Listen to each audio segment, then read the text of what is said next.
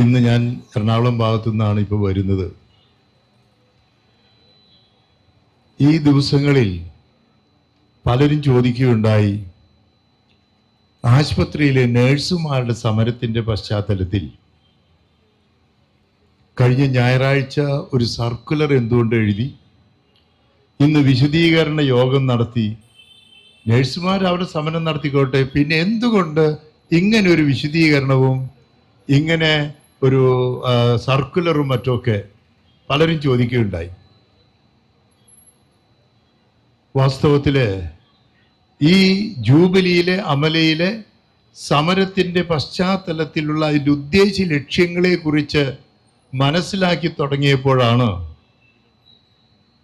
വാസ്തവത്തില് ഏതാനും നഴ്സുമാരുടെ സമരമല്ല, ഇതിന്റെ പിന്നിൽ വലിയ ശക്തികളുടെ, നേരത്തെ മാസ്റ്ററും വക്കീലും പറഞ്ഞതുപോലെ ചില കുത്തകകളുടെ ലക്ഷ്യങ്ങളുണ്ടെന്ന് മനസ്സിലാക്കിയപ്പോഴാണ് പാവപ്പെട്ട രോഗികൾക്ക് അവർക്ക് ചിലവ് കുറഞ്ഞ ചികിത്സ ലഭിക്കാനുള്ള സാധ്യതകൾ ഇല്ലാതാക്കാൻ പോകുന്നു എന്ന് മനസ്സിലാക്കിയപ്പോഴാണ് പ്രതികരിക്കാൻ തുടങ്ങിയത്.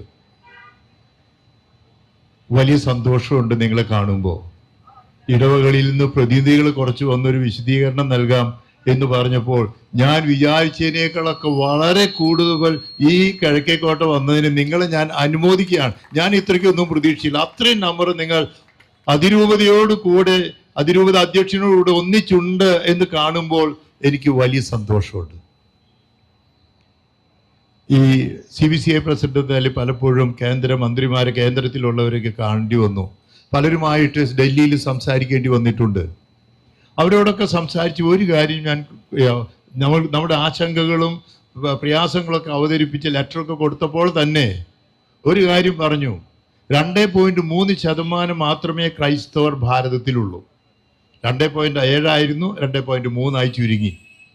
പക്ഷെ ഭാരതത്തിൻ്റെ രാഷ്ട്ര നിർമ്മിതിയിൽ ആനുപാതികമായി ഏറ്റവും കൂടുതൽ സംഭാവനകൾ നൽകിയിട്ടുള്ള സമുദായമാണ് ക്രൈസ്തവരെന്ന് അഭിമാനത്തോടെ പറഞ്ഞപ്പോൾ അതവർക്ക് വേറെ വാക്കുകളൊന്നും ഉണ്ടായില്ല. പ്രത്യേകിച്ച് 3 മേഖലകളില്, വിദ്യാഭ്യാസ രംഗത്ത്, ആതുര ശുശ്രൂഷ രംഗത്ത്, പ്രത്യേകിച്ച് സാമൂഹ്യ ഉൾക്കർഷത്തിന്റെ മേഖലയില് നമ്മൾ ചെയ്ത അത്രയ്ക്ക്, ഹിന്ദി ഭാഷ രൂപപ്പെട്ടതിനടക്കം, അതടക്കം ഞാൻ പറഞ്ഞു, നമ്മുടെ മിഷണറിമാരും നമ്മുടെ ക്രൈസ്തവരും, നമ്മുടെ സെന്റ് തോമസ് കോളേജിന്റെ ഒരു സ്കൂൾ തുടങ്ങിയതിന്റെ ചരിത്രം ഞാൻ പറയാറുണ്ട്.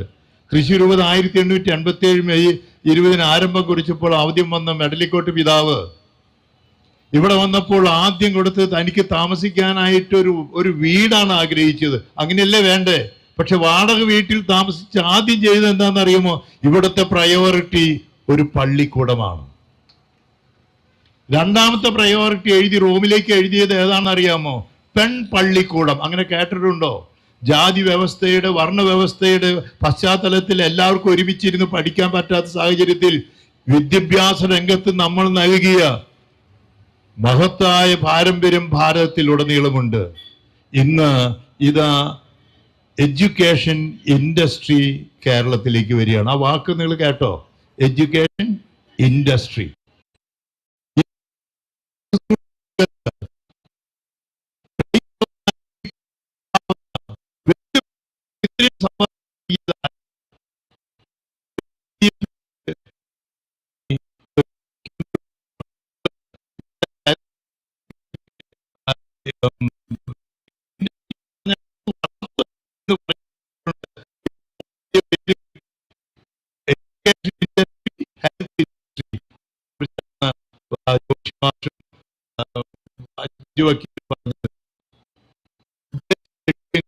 കുറിച്ചുള്ള ഉദ്ദേശ ലക്ഷ്യങ്ങളെ കുറിച്ച് ആശങ്ക വന്നപ്പോഴാണ് ഇൻഡസ്ട്രി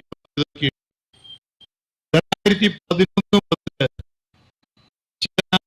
ശക്തിയുടെ കേരളത്തിൽ പ്രത്യേകിച്ച്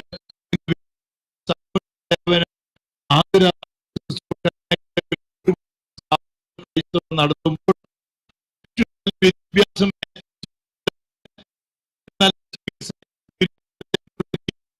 ഇരിക്കുമ്പോൾ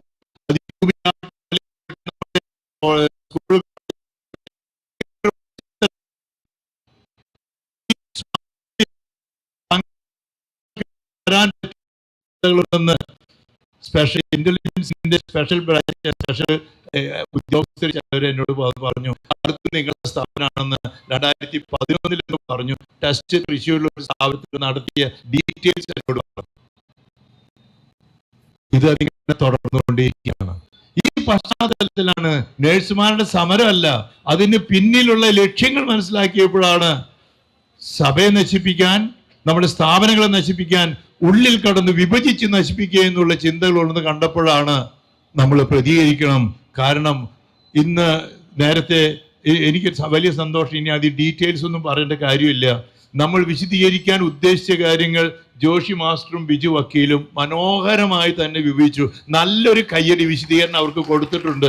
അതുകൊണ്ട് ഇനി മറ്റുള്ളവർ ഞാനൊന്നും ഇനി അധികം പറയേണ്ട കാര്യമില്ല, അത്രയും നന്നായി പറഞ്ഞു. അപ്പൊ അങ്ങനെയാണെങ്കിൽ നേരത്തെ സൂചിപ്പിച്ചതുപോലെ എവിടെയാ സമരം നടത്തുന്നത്? ഏറ്റവും കൂടുതൽ ശമ്പളം നടത്തുന്ന ആശുപത്രികളിൽ സമരം. നേരത്തെ ബിജു വക്കീല് വെല്ലുവിളിച്ചു, എന്താ ഈ സമരം നിർത്തിയ സ്ഥാപനങ്ങളിൽ എന്തേ? അതിന്റെ പിന്നിലുള്ള സംഘടനകൾ ആരാണ്? ഈ സഭയുടെ ഉള്ളിൽ തന്നെ. അതിന് ഇവിടെ കഴിഞ്ഞ ദിവസം ബിഷപ്സ് ഹൗസിലേക്കുള്ള സമരത്തെ കുറിച്ചു. ഇനി 1-ാം തീയതി അത് നയിക്കുന്നത് ആരാ?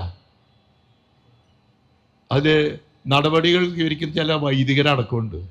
അപ്പൊ ആ വൈദികർ ഇവിടെ വന്ന് പ്രസംഗിച്ച വൈദികർ പറഞ്ഞപ്പോൾ എല്ലാം അച്ഛന്മാരല്ലേ? അപ്പൊ അതിന്റെ പിന്നിൽ അവരുടെ പശ്ചാത്തലമൊക്കെ അറിയാത്തവരാണ്. ഇതൊക്കെ കേട്ട് ഒരു ഉടുപ്പിട്ടൊരാൾ വന്നപ്പോൾ, അല്ലെങ്കിൽ അച്ഛൻ എന്ന് പറഞ്ഞു കഴിഞ്ഞപ്പോൾ ഉടനെ തന്നെ ഇതെല്ലാം അപ്പോൾ സഭയ്ക്ക് എതിരാണ്, ഇത് അല്ല, ഇതൊക്കെ ഞങ്ങൾ തന്നെ, അവരാണ് ലീഡർഷിപ്പ് നടത്തുന്നത്. ഈ ഒരു പശ്ചാത്തലത്തിൽ ജാഗരൂകരായിരിക്കണം. വളരെ വലിയ അഭിമാനമുണ്ട്. പുവർ മാൻസ് ഹോസ്പിറ്റൽ പാവപ്പെട്ടവരുടെ ആശുപത്രിയാണെന്ന് 3 ജില്ലകളിലത്തെ ആളുകൾ ഇന്നും പറയുന്നില്ലേന്ന് ഞാൻ ചോദിക്കുകയാണ്. നമ്മുടെ ജൂബിലി അമലയെ കുറിച്ച് പാവപ്പെട്ടവരുടെ ആശുപത്രി എന്ന് പറയുന്നുണ്ടെങ്കിൽ നമുക്ക് കാരണം എന്താ? ഏറ്റവും നല്ല ചികിത്സ സാധിക്കുന്നുള്ള ഏറ്റവും ചുരുങ്ങിയ ലെവലില് ഒരു ടെസ്റ്റിന്റെ കഴിഞ്ഞ ദിവസം പറയോ, ഒരു ടെസ്റ്റിന്റെ കാര്യം എന്നോട് പറഞ്ഞു. ഇവിടുത്തെ ടെസ്റ്റിന്റെ എത്ര രൂപയായി? ഇതേ ടെസ്റ്റ് ഇതുപോലെ തന്നെയുള്ളതിൽ മറ്റു ചില കുത്തക ആശുപത്രികളിൽ പോയപ്പോൾ അതിന് എത്ര ഇരട്ടി എന്നുള്ളത്. അപ്പോൾ ഇതിൻ്റെ പിന്നിൽ ചില ഗൂഢ ലക്ഷ്യങ്ങളുണ്ട്. അത് തിരിച്ചറിഞ്ഞ് നമ്മൾ ഒറ്റക്കെട്ടായിട്ട് നിൽക്കണം. നമുക്ക് പറയാനുള്ളത് എത്ര തന്നെയുള്ളൂ. ഇതിൽ വർഗീയവൽക്കരിക്കുന്നുണ്ട്, മതവൽക്കരിക്കുന്നുണ്ട്. ഇതിൻ്റെ പിന്നിൽ കുറേയേറെ ലക്ഷ്യങ്ങളുണ്ട്. ചുരുക്കത്തിൽ ഇത്രയേ ഉള്ളൂ. ഇങ്ങനെയുള്ള ഏറ്റവും ചെറിയ ചിലവിൽ ചികിത്സ നടത്തുന്ന സ്ഥാപനങ്ങൾ, വിദ്യാഭ്യാസം നടത്തുന്ന സ്ഥാപനങ്ങളൊക്കെ ഏകദേശം അതൊക്കെ ഇല്ലാതായാലേ കുത്തകകൾക്ക് ഇവിടെ വളരാനാകൂ. അതിന് ഞങ്ങൾ ഇപ്പോഴും പാവപ്പെട്ടവരോട് തന്നെയാണ്, പാവപ്പെട്ടവർക്ക് വേണ്ടി തന്നെയാണ്. അതേ സമയത്ത് തൊഴിലാളികൾക്ക് മാന്യമായ വേതനം നൽകണം. നേരത്തെ ബിജു വക്കീൽ പറഞ്ഞതുപോലെ നമ്മുടെ നേഴ്സുമാർക്കും നമ്മുടെ സ്ഥാപനങ്ങളിലുള്ളവർക്കും മാന്യമായ വേതനം. ഞാൻ അത്രേ പറയുന്നുള്ളൂ. ഇപ്പോഴും എനിക്ക് പറയാനുള്ളത് ഇത് തന്നെയാണ്. ഇനി സർക്കാർ നിശ്ചയിക്കുകയാണ് മിനിമം വേതനം ഏതാണെങ്കിൽ അത് നൽകണമെന്നും, അതുപോലെ തന്നെ അവരുടെ ഈ നേഴ്സുമാർ ആരൊക്കെയാണെങ്കിലും അവരുടെ വേതനങ്ങളൊക്കെ കണ്ടും ന്യായമാണെങ്കിൽ, ആ വാക്കാണ് ഉദ്ദേശിക്കുന്നത്, ന്യായമാണെങ്കിൽ അതിന് പരിഹാരം കണ്ടെത്തണം. ഇതുവരെയൊക്കെ കണ്ടെത്തിയിട്ടുണ്ട്. പക്ഷേ ഏറ്റവും ശമ്പളം കൂടുതൽ കിട്ടുന്നിടത്ത് കൂടുതൽ അതിനെതിരായിട്ട് സമരം നടത്തുന്നത് ഏത് യുക്തിയാണ്, ഏത് ന്യായമാണ്? പക്ഷേ ഈ ദിവസങ്ങളിൽ ഇന്ന് തന്നെ എനിക്ക് ഞങ്ങൾ തകർത്തിരിക്കുമെന്നുള്ള രീതിയിൽ ചിലരുടെ സംസാരമൊക്കെ എനിക്ക് കിട്ടിയാട്ടോ ഇന്ന് ഫോണിക്കോടെ എന്ന് വെച്ചാൽ നിങ്ങൾക്ക് മനസ്സിലായല്ലോ. അപ്പോൾ നമുക്കെതിരെ ഏറ്റവും നന്നായി നടത്തുന്ന സ്ഥാപനങ്ങൾ തകർക്കാനുള്ള ശക്തികൾ പിന്നിലുണ്ട്.